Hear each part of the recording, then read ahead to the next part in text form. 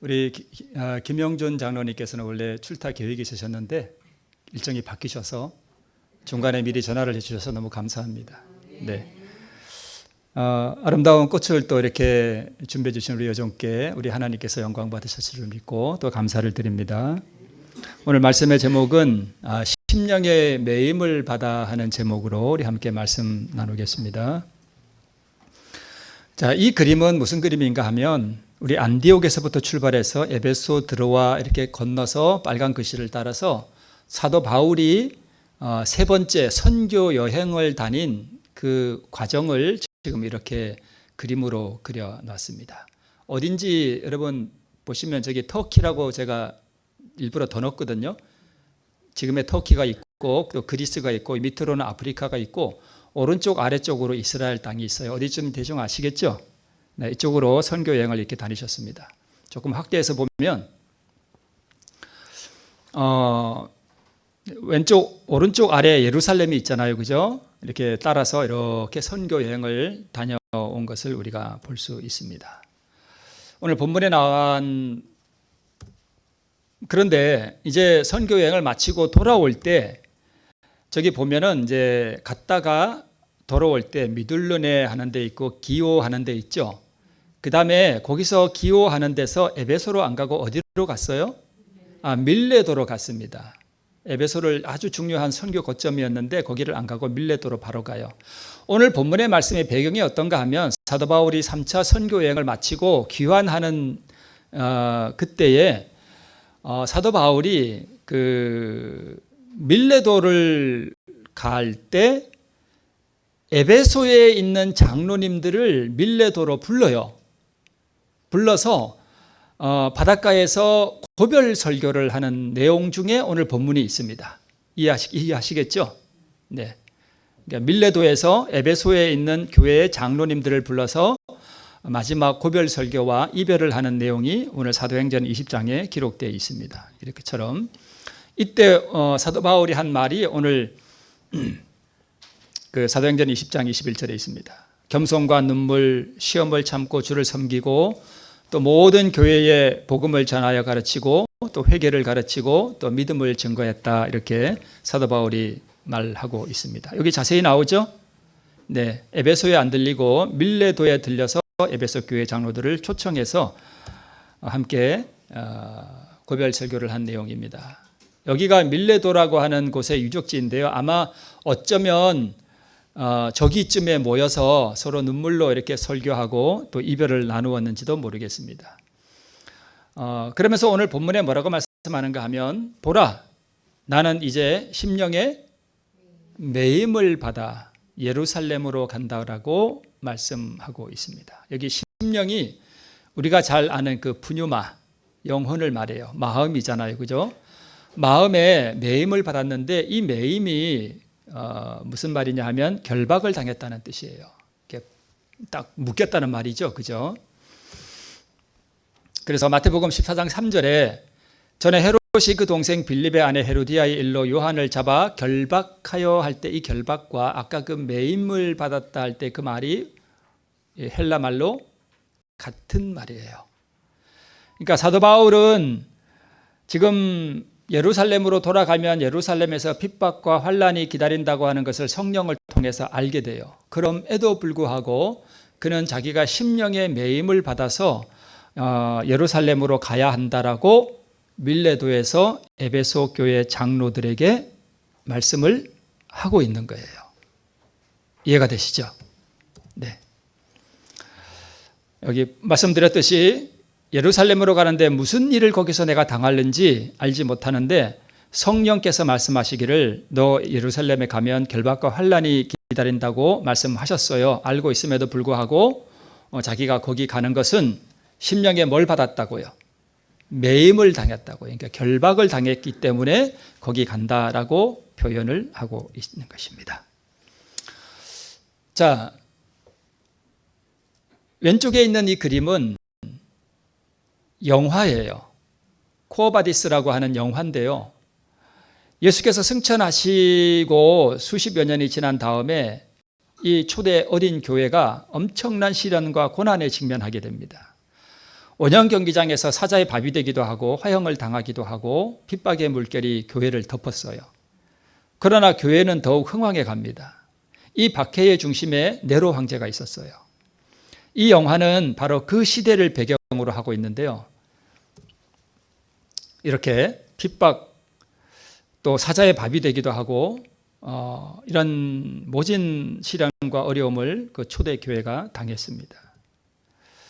그런데 이거는 이제 전설이긴 한데 사도 베드로가 이 로마에서 복음을 전하다가 핍박이 너무 심하니까 내가 여기서는 도저히 복음을 전할 수 없겠다. 그래서 로마에서 그 유명한 아비아 가도를 통해서 이제 도망을 간다 하는 그런 전설이 있어요. 갔다고 하는. 그래서 이제 자기 시종하고 그 길을 따라서 이렇게 가고 있는데 갑자기 누가 나타나는가 하면 예수님이 나타나셔요. 그때 이 베드로가 했던 말이 뭐냐 하면 코어바디스 도미네 이렇게 묻습니다. 이게 무슨 뜻이냐 하면 주여 어디로 가시나이까 하는 뜻이에요. 자기는 지금 로마에서 도망을 가서 지금 벗어나고 있는데 예수님은 지금 로마로 가고 계시는 거예요. 그래서 주님 어디 가십니까? 하고 묻는 거예요. 코바디스 도미네. 그때 예수님께서 이렇게 대답하셔요. 나는 내가 저버린 어린 양들을 위해 다시 십자가를 지고자 로마로 간다라고 말했다고 합니다. 물론 전설이에요. 전해 내려오는 이야기예요. 그 말씀을 듣고 베드로가 어떻게 했을까요? 계속 도망갔을까요? 로마로 다시 갔을까요?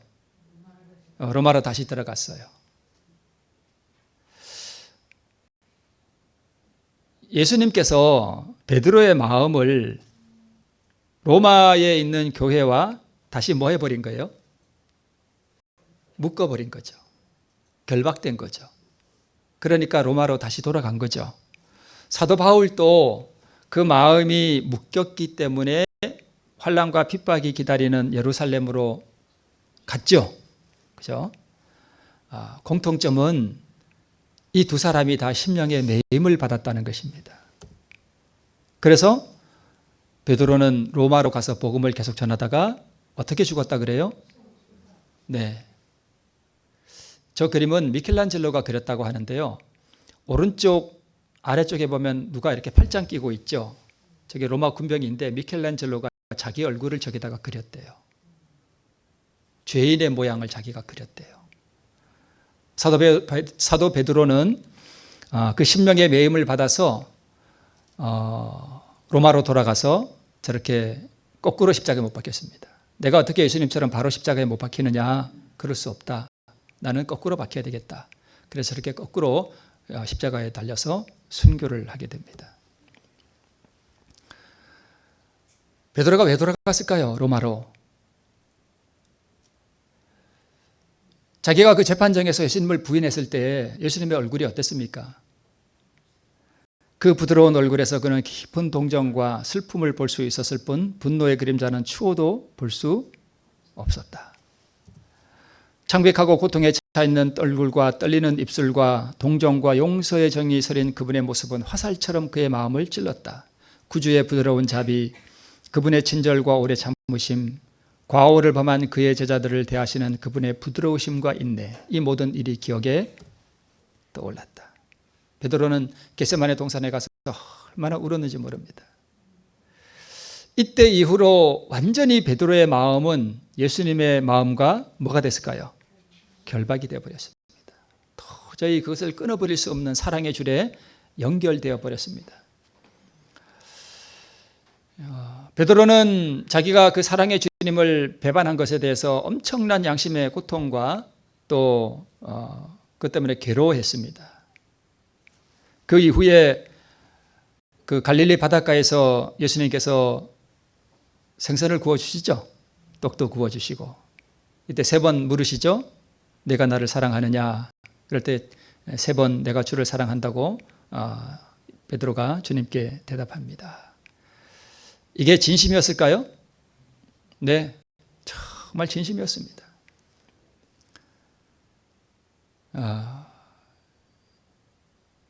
그때 예수님께서 베드로에게 하신 말씀이 이거예요.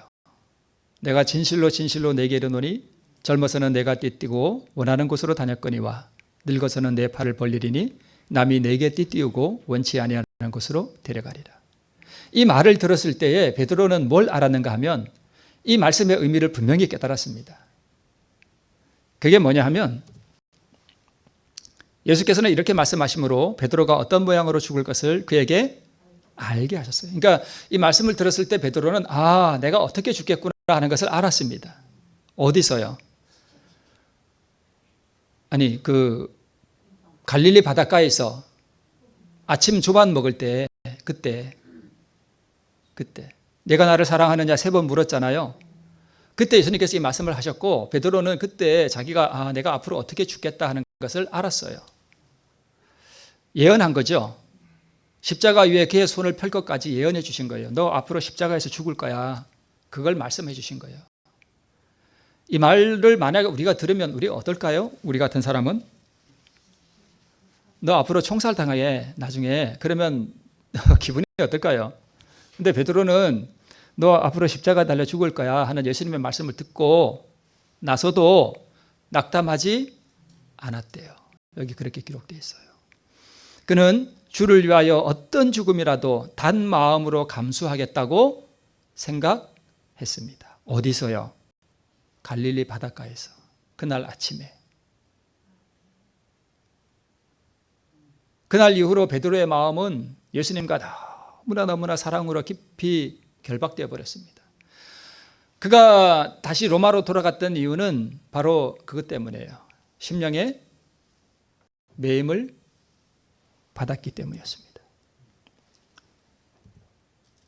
심령의 매임을 받았습니다. 하나님으로서 베드로는 그 시간 이후로 예수님을 정말 사랑하게 됐습니다.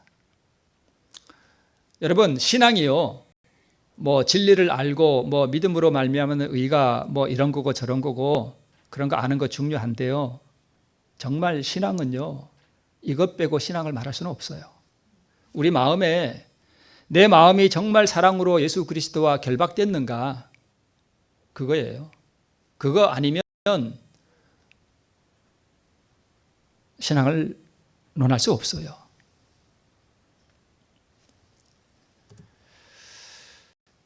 사랑의 결박입니다. 이것을 신앙이라고 할 수 있습니다. 만약 내 마음이 지금 예수님과 사랑의 마음으로 이렇게 결박되었고 포로되었고 그분 아니면 살 수 없다라고 하는 것으로 내가 단단히 심령의 매임을 받지 않은 신앙이라면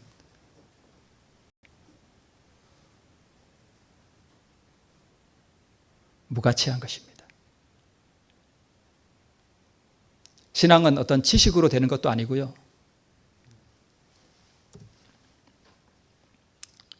심령의 매임을 받는 것, 그게 진짜 신앙입니다. 한때 우리 TV에서 어떤 방송이 나왔었는가 하면 그 동물들에 대한 그런 TV 프로가 있었어요. 이게 저 갑자기 생각이 안 나는데 하여튼 그런 게 있습니다. 여기 그림에 파도가 부서지는 바위섬 하는 게 있죠.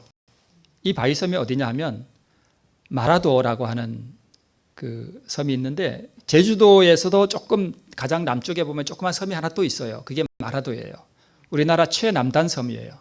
그 마라도에 사는 어떤 강아지를 TV 프로에서 이렇게 방영을 한 적이 있습니다. 이 마라도 갯바위 위에는 저렇게 개가 한 마리가 매일마다 나와서 거기 앉아 있습니다.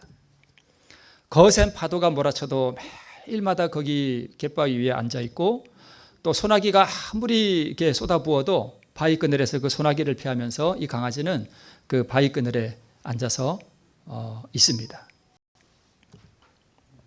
파도 쳐가지고 막 이렇게 파도에 휩쓸릴 뻔한 그런 위험한 상황임에도 불구하고 이 강아지는 그 갯바위를 떠나지 않습니다.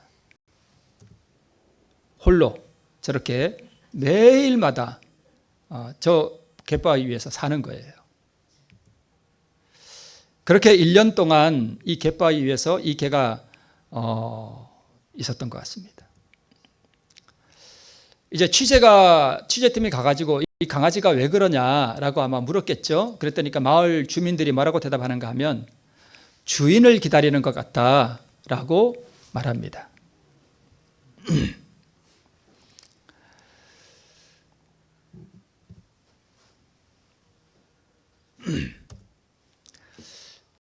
왜 이 강아지가 여기 있는가 하면 밥 주고 키워진 주인은 어디를 갔는가 하면 이사를 가버렸습니다.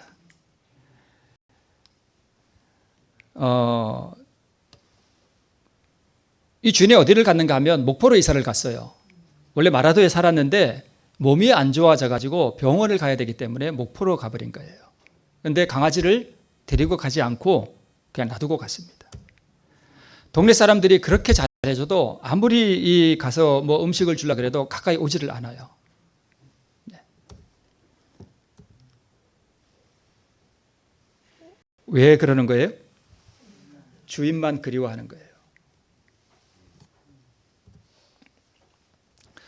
아마 그 주인이 목포로 떠날 때에 다시 만나러 오겠다는 말을 남겼던 것 같아요. 걔가 그걸 알아듣지는 못했겠지만 그 말을 하고 떠난 것으로 동네 주민들이 그렇게 이야기를 합니다. 그런데 이 동네 개들도 이 개가 주인 없는 개라는 걸 알고요. 주인 있는 개는 서로 안 문대요. 잘. 그런데 주인 없는 개인 줄 알고 온 동네 개들이 와서 이 개를 핍박을 하는 거예요.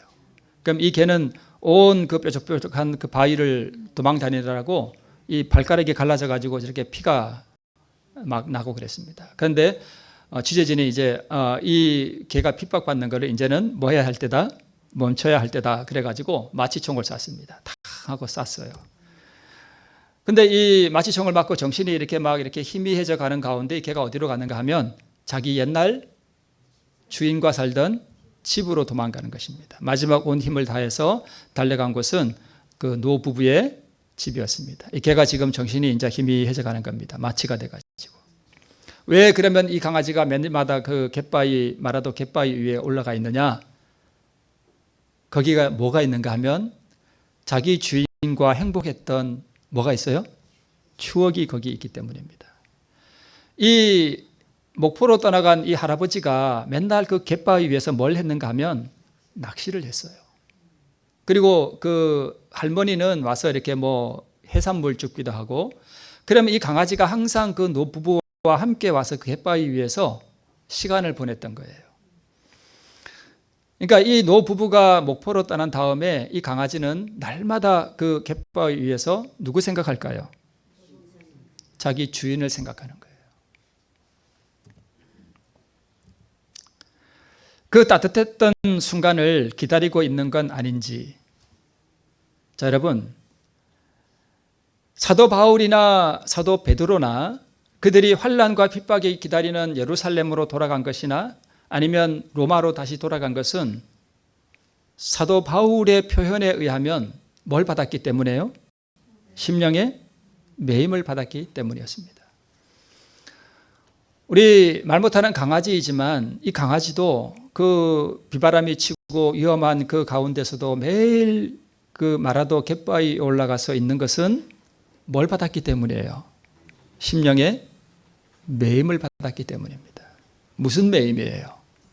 자기 주인을 향한 그리움이었습니다. 우리 아가서에 보면 이런 말씀이 있어요. 너는 나를 인같이 마음에 품고 도장같이 팔에 두라. 사랑은 죽음같이 강하고 투기는 음부같이 잔혹하며 불같이 일어나니 그 기세가 여호와의 불과 같으니라. 이 사랑은 많은 물이 꺾이지 못하겠고 홍수라도 엄몰하지 못한다라고 말씀하고 있습니다. 바울이 그렇게 예루살렘으로 돌아가고 수많은 고난과 어려움 가운데서도 주의 복음의 사도로서 사명을 감당했던 것은 바로 다메섹 도상에서 만났던 그리스도를 그가 알았기 때문이었습니다. 다메섹 도상에서 예수님을 만나고 난 다음에 자기가 알고 있던 그 구약 성경을 가지고 그는 아라비아로 가서 3년 동안이나 깊이 성경을 연구합니다.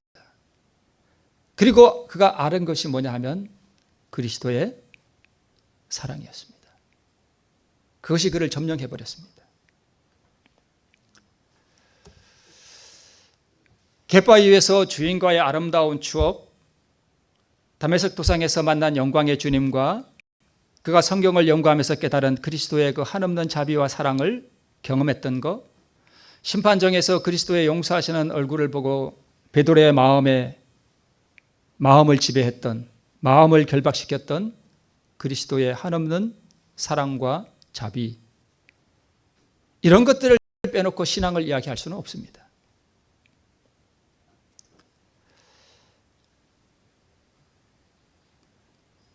설교자의 가장 큰 부담이 뭐냐 하면, 성도들은요, 재미있는 예화를 하면 이렇게 졸다가도 이렇게 고개를 들어요. 그죠? 재미있는 예화 이야기하면. 근데 다시 성경 이야기로 돌아가면 고개가 다시 떨어집니다. 이렇게.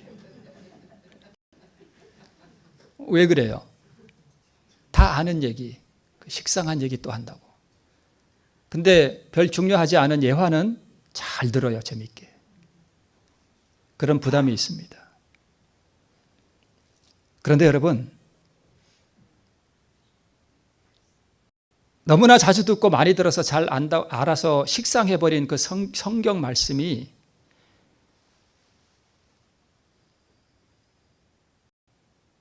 그 말씀 가운데서 그 말할 수 없는 용서하시는 그리스도의 한없는 사랑과 자비가 경험되어지지 않으면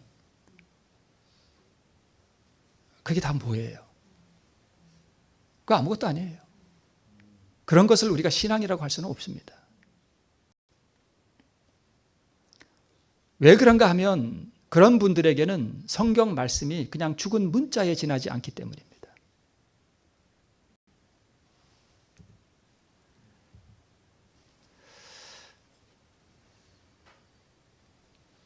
출애굽기 21장에 보면 내가 이스라엘 백성들에게 세울 율례는 이러하니라 라고 하면서 히브리 종에 관한 한 율법을 하나님께서 모세에게 주셔요. 거기에 이렇게 기록되어 있습니다. 히브리 사람이 히브리 종을 사면 6년 동안은 종으로 살아가고요, 제7년째가 되면 무조건 이 주인은 그 종을 놓아 보내야 합니다. 그게 법이에요. 절대 7년째까지 잡고 있으면 불법이 되는 것입니다. 나가서 자유하게 돼요.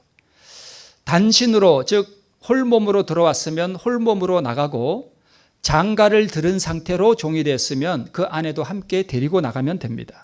그런데 문제는 홀몸으로 들어왔는데 상전이 그에게 배필을 주었어요. 그래서 자녀를 낳았어요. 그런데 7년째가 돼서 이제 나갈 때가 됐을 때는 홀몸으로 들어왔을 때는 홀몸으로 나가면 되는데, 주인이 아내를 주었을 때는 그 아내와 아이들은 절대 데리고 나갈 수가 없습니다. 이게 하나님의 법이에요. 왜냐하면 그 아내와 자녀들은 누구에게 속했기 때문에? 주인에게 속했기 때문에 못 데리고 나간다는 것입니다. 그런데 종이 7년째 자기 혼자 나가려고 하니까 자기 아내와 아이들이 어때요? 걸리잖아요. 그러면 이 사랑하는 아내와 아이들과 함께 사는 방법이 있어요.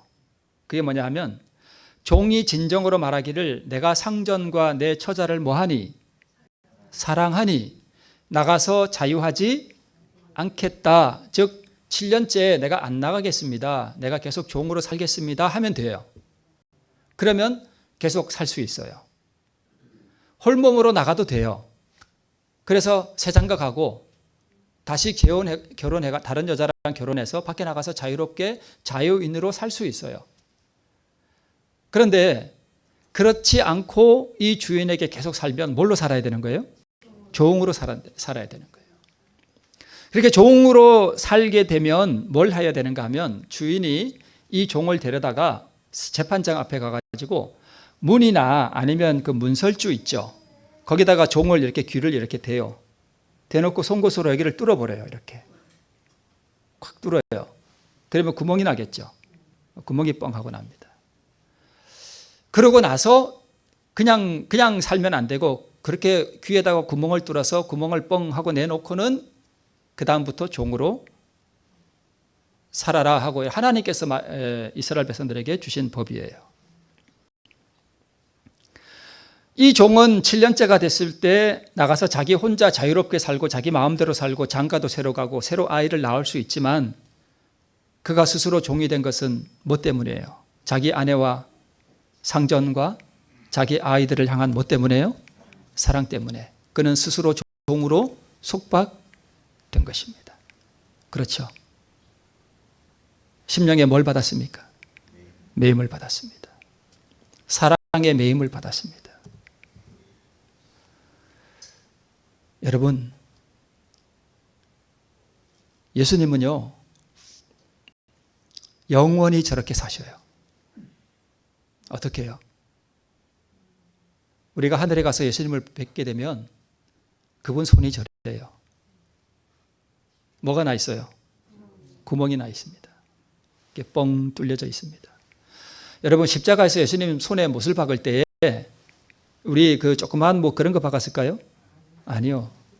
굵은 못을 박습니다. 그리고 우리가 성경과 예언의 신을 보면 그분의 손이 크게 찢어졌다 그랬어요. 그게 저렇게 그냥 상처도 아니고 아마 크게 찢어진 상처일 거예요.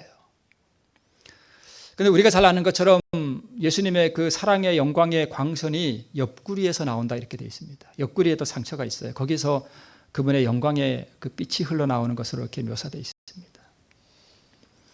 여러분, 예수님께서 왜 저런 구멍을 남기셨습니까? 손에. 사랑의 매임을 받았기 때문입니다. 출애굽기 21장에 있는 그 종의 귀에 난 그 구멍은 뭘 상징하는가 하면 우리를 너무나 사랑했기 때문에 겟세마네 동산에서 그분이 모든 것을 다 벗어버리고 하늘로 돌아가실 수도 있었지만 그분이 그 고뇌의 순간에 결국은 이 땅에 남기로 하셨습니다. 죽음의 길로 가기로 그 겟세마네 동산에서 피땀을 흘리면서 그분이 기도하시면서 그것을 선택하셨습니다. 그렇지 않았더라면 그분 손에는 상처도 없었을 것이고 그분은 그 육체를 버리시고 영으로 다시 하늘로 돌아가실 수도 있었습니다. 그분은 영원토록 이 육체를 가지시고 저렇게 상처난 손발을 가지시고 우리와 함께 사십니다. 언제까지요? 영원토록이요. 우리는 그 상처를 볼 때마다 우리를 사랑함으로 심령의 매임을 받아 죽기까지 복종하신 그 표를 영원토록 보게 될 것입니다.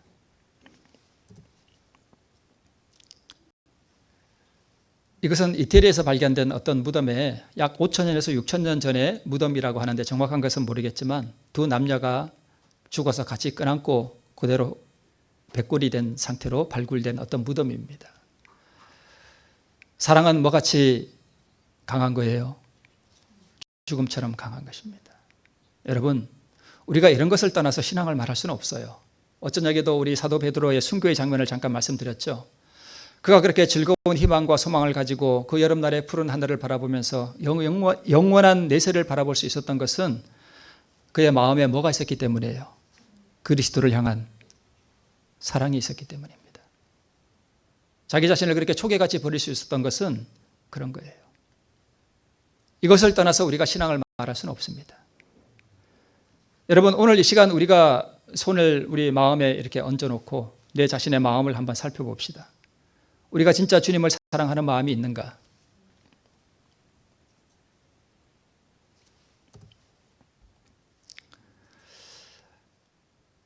말씀을 전에도 한번 드렸습니다마는 아담이 하와가 주는 선악과를 아담은 뱀이 주는 선악과 먹은 거 아니죠? 누가 준 거예요? 하와가 준 거예요. 하와는 뱀이 주는 선악과를 먹었지만 아담은 하와가 주는 선악과를 먹었습니다. 그가 이것을 먹었던 이유는 우리가 잘 알잖아요. 하와를 뭐 했기 때문에요? 너무나 사랑했기 때문에. 하와와 같이 뭐 하기로 선택한 거예요? 죽기로 선택한 거예요. 만약 아담이 하와가 주는 선악과를 먹지 않았더라면 하와는 죽었습니다. 영원히. 이것은 하나의 표상이에요. 아담은 예수님을 표상해요. 둘째 아담이신 예수님. 그분이 우리의 운명에 동참하지 않았다면 우리는 영원히 멸망받습니다. 그분이 우리의 죽음에 동참했기 때문에 우리가 생명을 얻게 된 것입니다.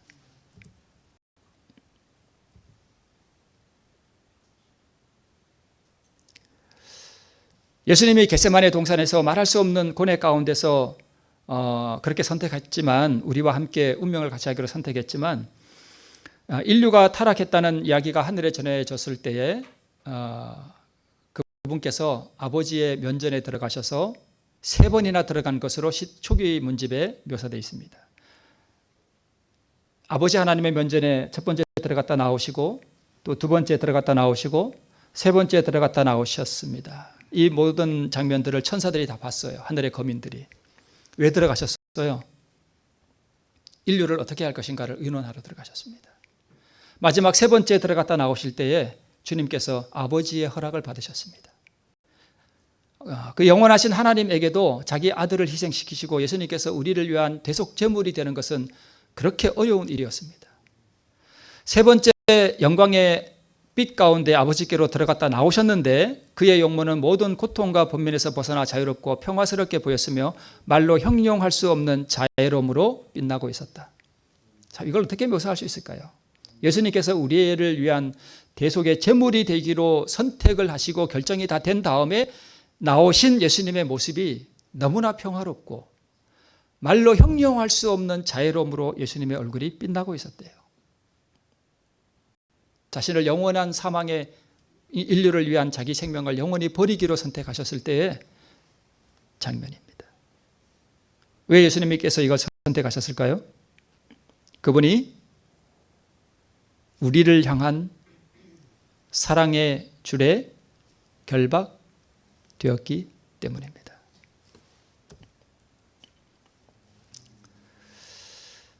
인류의 무력함을 보시고 율법을 범한 인생들을 그대로 내버려 두었을 때 인류가 당할 그 비참한 운명을 내다보신 겟세마네 동산의 예수님께서 어떠한 희생이 내게 닥치더라도 인류를 위하여 자기를 영원한 사망에 버리기로 선택하시는 그 고뇌의 장면입니다. 이 모든 것은 그분이 우리를 향한 사랑에 매였기 때문입니다. 우리가 잘 아는 아가서, 여러분, 자, 아가서 3장 1절로 4절은 이 술람미 여인이 이 3장 5절로부터 보면 이제 혼인식을 하게 되는데, 혼인식이 있기 전에 이 술람미 여인이 한 꿈을 꾸게 돼요. 무슨 꿈을 꾸게 되는가 하면 침상에서 마음에 사랑하는 자를 막 찾는 장면이 나오고, 발견하지 못하니까 이제 일어나서 성중으로 돌아다니면서 마음에 사랑하는 자를 막 찾아서 돌아다니는 것이고, 거리에서나 큰 길에서나 찾으리라 하고 막 이렇게 찾는 장면이 나오고요. 그 다음에는 그것도 안 되니까 성중에 다니는 사람들에게 내가 사랑하는 사람을 혹시 보지 못했느냐고 묻고 다니는 장면이 이렇게 기록되어 있습니다. 그 다음에 그들을 떠나자마자 마음에 사랑하는 자를 만나서 찾았어요. 찾은 다음에는 어떻게 하는가 하면 그가 찾던 그 사랑하는 사람의 손을 꼭 잡고 자기 어미 집으로 가기까지 그 손을 뭐 하지 않았다고요? 놓지 않았다라고 되어 있습니다. 그러면 우리가 왜 예수님, 우리 그 마라도의 개처럼, 강아지처럼, 또는 사도 바울의 마음처럼, 또는 베드로의 마음처럼 우리의 마음에 혹시 그리스도의 그 놀라운 사랑이 우리에게서 경험되지 못하느냐 하면 이걸 안 해서 그래요. 뭐 하지 않아요? 찾지 않아요. 찾지 않아요. 마음이 딴 데가 있어요. 그래서 그걸 경험을 못하는 거예요. 자아를 중시하거나 또는 그리스도 외에 다른 것을 중시하기 때문입니다. 밤에 침상에서 마음에 사랑하는 자를 찾죠. 일어나서 성중으로 돌아다니면서 찾죠. 거리에서나 큰 길에서나 찾으리라 그러죠. 마음에 사랑하는 자를 찾죠. 손을 놓지 않았습니다. 밤에 침상에서 찾았다고 할 때 이 밤이 히브리 말로 바렐로트인데요, 여러 날 밤에라는 뜻입니다. 하루만 찾은 것이 아니라 여러 날을 그 사랑을 찾아 헤매는 술람미 여인의 모습이 보입니다. 잠언 8장 17절에는 나를 사랑하는 자들이 나의 사랑을 입으며 나를 간절히 찾는 자가 나를 만날 것이다. 여러분, 그냥 만난다는 것이요, 그분의 품성의 영광을 우리가 경험해 보는 거예요. 그것을 찾는다라고 말씀하죠.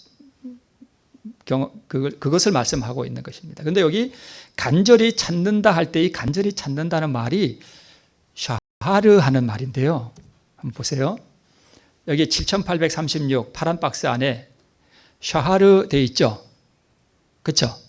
샤하르 뜻이 뭐냐 하면 일찍 또는 부지런히 찾다, 간절히 구하다, 부지런히 찾다, 이런 뜻이잖아요. 그죠? 근데 이 말이 어디서 유래된 말이래요? 7837에서 유래된 말이래요. 그 아래 7837은 같죠? 샤하르 이렇게 같은 걸로 되어 있죠. 근데 샤하르는 또 밑에 있는 샤하르는 무슨 뜻이에요?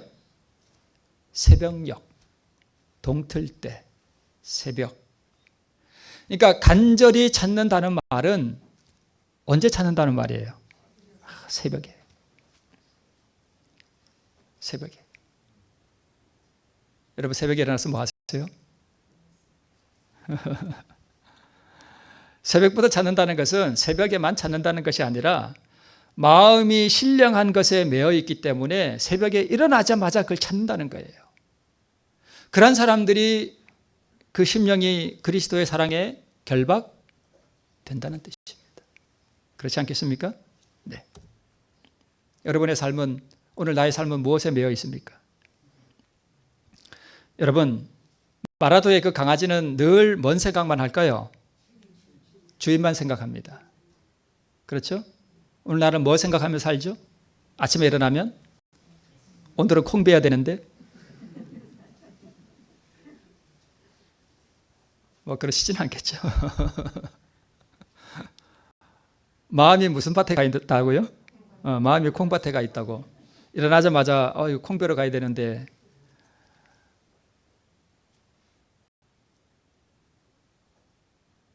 여러분 잘 보세요.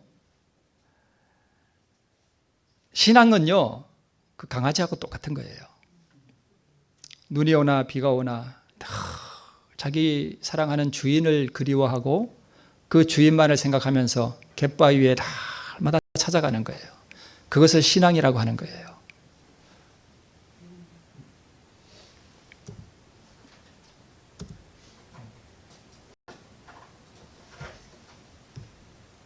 에러가 났습니다. 잠깐만, 죄송합니다.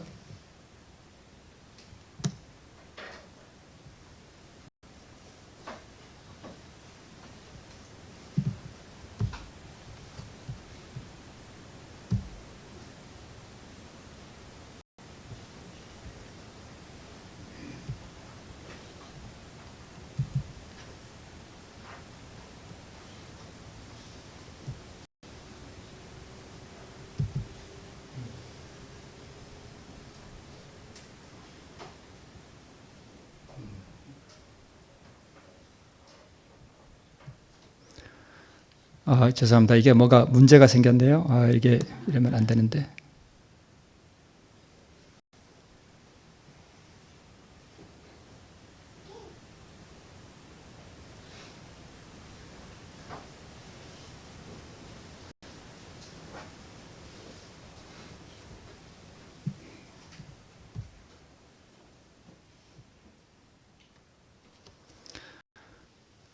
이 뒤에 장면들이 있는데 지금 잘라졌어요. 이상하게 지금 이게 왜 이렇게 된지 모르겠습니다. 네.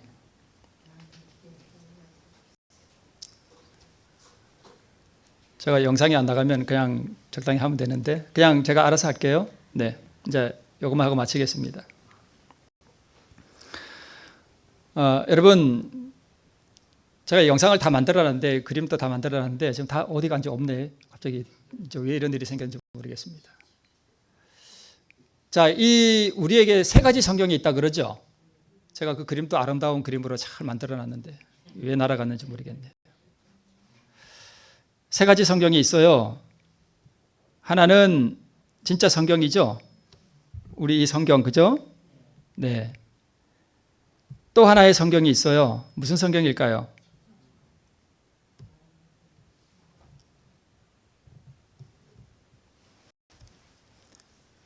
경험의 성경이에요. 제가 그 경험의 성경을 하면서 제가 무슨 사진을 여기다 만들어 놨었냐 하면 그 아이가 신 레몬 이렇게 먹고 이러는 거 제가 거기다 그림을 놔놨는데 없어졌거든요. 그 경험의 성경이에요. 신 레몬을 이렇게 딱 먹어봤을 때 이게 레몬이 이런 맛이구나 하는 것을 경험해 보지 못하면 그 레몬에 대해서 아무리 연구했을지라도 그게 무슨 소용이 있어요? 아무 소용 없어요. 그래서 저는 개인적으로 이 기록된 성경도 중요하다고 생각을 하지만 저는 개인적으로 이런 생각을 해요. 나는 이 또 하나의 성경은 무슨 성경인가 하면 이 천연계의 성경이에요. 집사님 이렇게 오늘 아름다운 꽃을 가져오셨는데 제가 그 그림에도 꽃을 이렇게 놔놨었거든요. 바위 위에 싹 핀 꽃을 놔놨었는데 이 천연계에도 하나님께서 성경을 기록해 놓으셨어요. 그죠? 그리고 여기도 이게 성경이고 또 하나의 성경은 내 경험의 성경인데요. 내 원수를 사랑하라 하는 이 말씀이 내 마음에서 진짜 경험되어지는 성경이 있잖아요. 내가 경험해 보는 거. 그게 또 하나의 성경이거든요. 근데 저는 이 세 개의 성경 중에 경험의 성경이 가장 중요하다고 봐요. 경험의 성경. 왜 그래요? 내 원수를 사랑하라 하는 말씀이 있는데 내가 원수가 사랑되는 그 경험이 없다면 이 성경은 뭐예요? 아무것도 아니에요. 이거 죽은 문자예요. 예수님께서 저는 이런 생각해 봤어요. 재림하실 때 이게 하나님의 말씀인데 이 말씀, 이 성경책 예수님께서 하늘에 가져가야 되잖아요. 왜요? 하나님 말씀이니까. 그런데 재림 때 이 성경 다 불타버릴 거죠. 그죠? 이 성경 예수님께서 하늘에 가져가나요? 안 가져가셔요. 이거 다 불타질 거예요, 나중에. 근데 뭐는 가져가요? 경험의 성경은 가지고 가요. 저는 가장 중요한 게 경험의 성경이라고 봐요. 내가 정말 예수 그리스도와 그 사랑에 매여서 결박되어 있는가 하는 거예요. 그게 없다면 우리가 가지고 있는 이 성경은 그냥 종이에요, 종이. 가죽과 종이에요. 그래서 이 성경 말씀이 오늘 내 마음속에서 읽고 경험되어지고 내가 내 자아를 내려놓고 나를 부수어 버릴 때 진짜 원수가 사랑되는 그 경험이 내게서 이루어지지 않는다면 그래서 예수님의 내가 없어지고 예수님의 사랑이 내 마음에 경험되어지고 예수님의 그 마음과 내 마음이 하나로 결박되어지는 그 경험이 없다면 우리의 신앙은 신앙이 아닌 거예요. 그건 신앙이 아니에요. 그래서 제가 이 설교 말씀을 마치면서 무슨 그림을 제가 넣어놨었는가 하면 그 강아지 그림을 제가 다시 넣어놨습니다. 마지막 장면은 그거예요. 이 강아지가 갯바위 위에서 이렇게 먼 산을 가면서 이렇게 짖는 그림에다가 제가 무슨 자막을 넣어놨었는가 하면 그 주민이 했던 말, 그 주인만 그리워하는 거야 라는 장면을 제가 넣어놨었습니다. 여러분, 새벽에 일어나면 뭐 하세요? 말씀과 기도를 통해서 나를 내려놓고 하는 그러한 경험들. 제가 오늘 아침에 새벽에 일어나서 제가 잘 보지 않던 영어 성경 확인할 게 있어서 영어 성경을 이렇게 폈거든요. 근데 뭐가 뚝 떨어져요. 뭐가 떨어졌게요? 예? 글쎄 돈이 떨어져요. 제가 너무 놀랐어요. 10,000원짜리예요. 성경을 새벽에 이렇게 펴면 돈도 떨어진다니까요. 한번 펴보세요. 돈도 떨어져요. 네? 미리 넣어놓으세요, 그러면. 네, 구원도 떨어지고, 돈도 떨어지고, 얼마 좋아요. 여러분, 제가 오늘 말씀을 드리는 거 여러분 이해하시겠나요? 오늘 내 마음에 정말 그리스도를 향한 그 사랑이 있습니까? 내 마음이 정말 사랑에 결박되어 있습니까?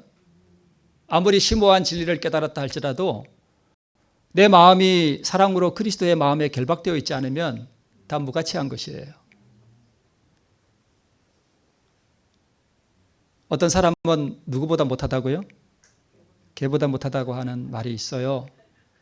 근데 저는 이 세 가지 성경을 말씀하면서 제가 무슨 그림도 넣어놨었는가 하면 하나님께서는 성경을 여기다가도 기록해 놓으시고 천연계에도 성경을 기록해 놓으셨잖아요. 그 성경을 어디에도 기록해 놓으셨는가 하면 강아지의 마음에도 성경을 기록해 놓으셨어요. 이해가 되시나요? 강아지의 마음에다가도, 강아지 속에다가도 하나님께서 성경을 기록해 놓으셨어요. 어떤 사람이 와도 마음 문을 열지 않고 자기와 사랑을 나누었던 주인을 향해서만 자기 마음을 열고 그 주인만 그리워하는 그것이 우리에게 무엇을 가르쳐 주는가 하면 참 신앙이라고 하는 것은 이런 거야 라고 하는 것을 성경으로 강아지 속에 하나님께서 뭐 해놓으신 거예요? 기록해 놓으신 거예요.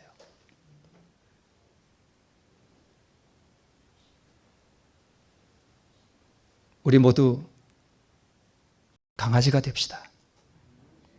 오직 우리 하나님만 그리워하고 나의 주인만 그리워하는, 그래서 내 마음이 오직 그리스도의 마음에 결박된 그 일을 위해서 그분을 부지런히 찾는 우리 모두가 되시기를 바라면서 말씀을 마치겠습니다.